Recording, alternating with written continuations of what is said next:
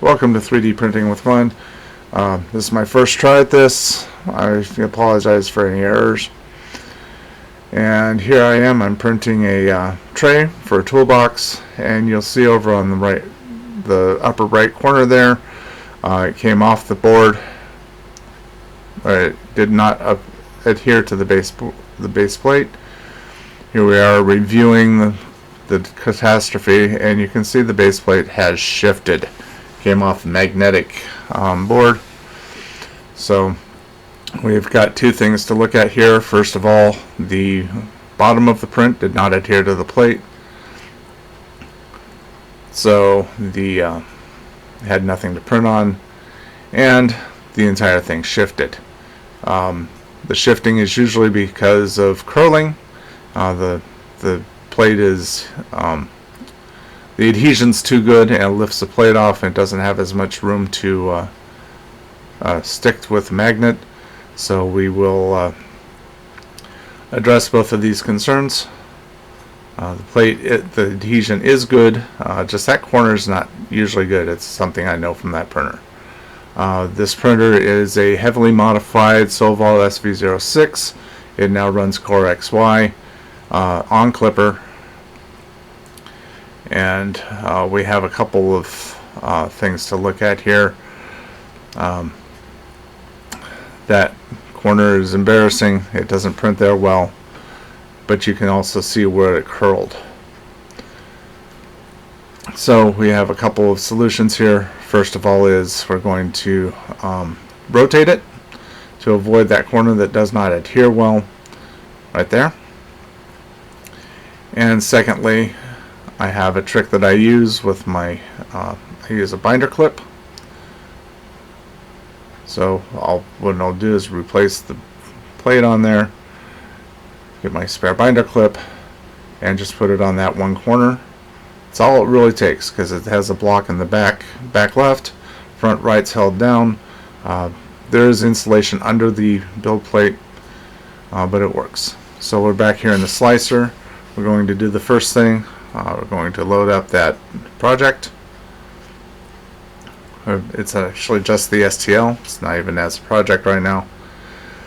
So we'll load that up, and we'll give it a rotate right there.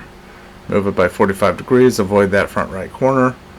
And here I tried to do an auto arrange, and it doesn't like that, so it made it straight again.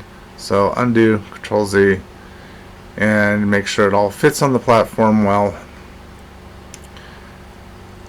Select it, and then we can look at the sizes there. And one of the things that I do with this piece is I lower it. I'm not exactly sure how much lower it gets for this, but I just lower it until it completely wipes out that interlocking portion on the bottom there. It's designed for magnets and clips into a base frame that I am not using for this project. Now I'll try slicing it as it is. Checking material, checking the print quality. The print quality I use, the print style, the print parameters I use are one that I found work really well for me. You'll have to learn those for yourself.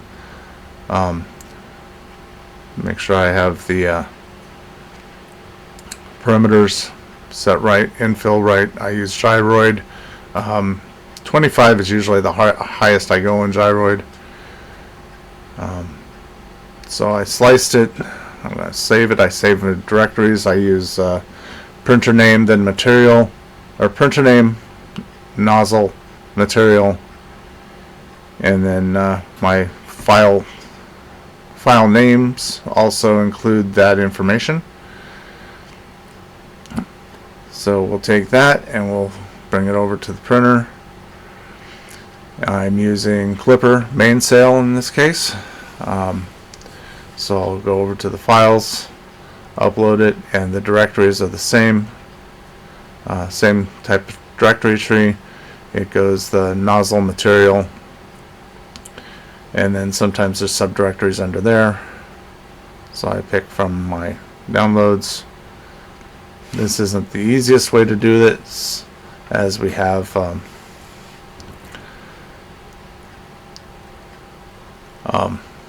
There would be a way to directly upload it, but I don't use that. Upload.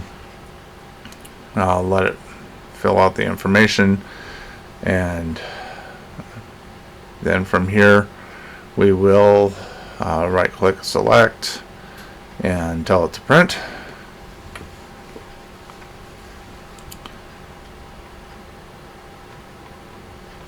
And we'll see the other failures right below it, but we'll select it to print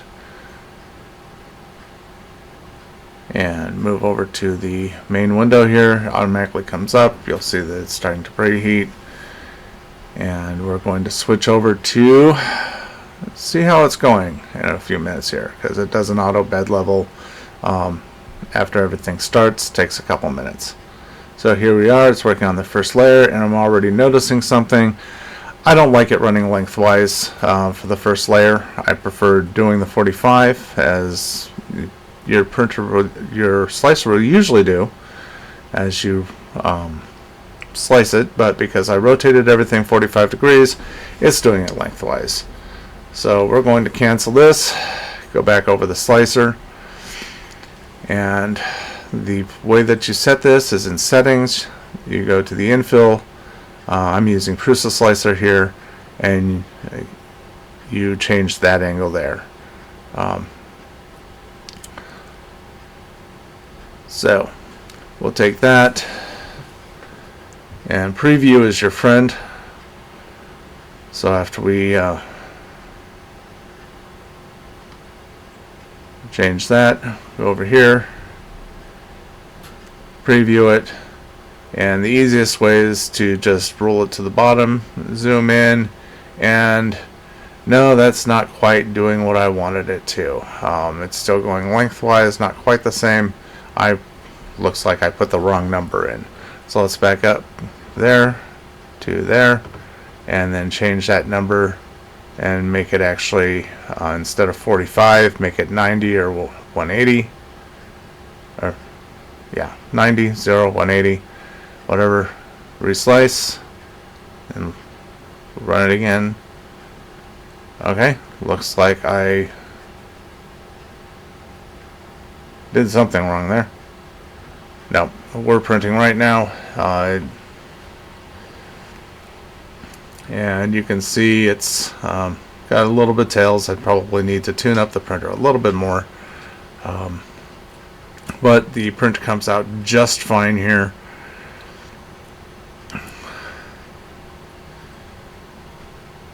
And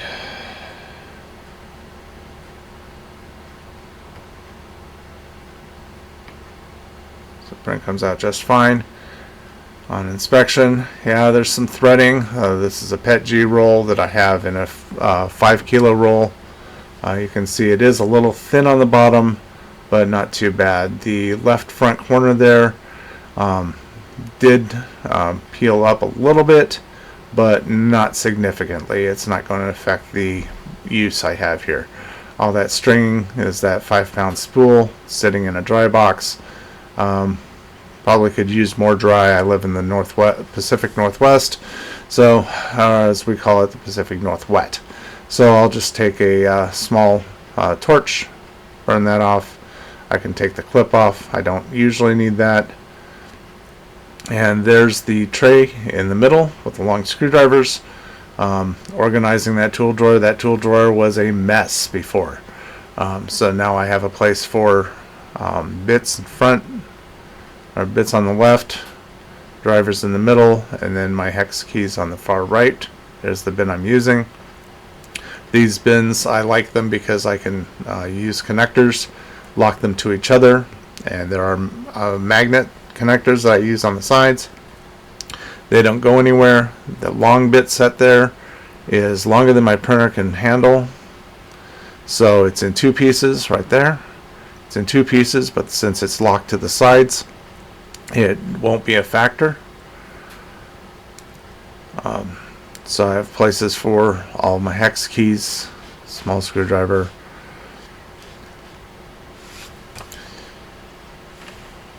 and the hex keys in the back.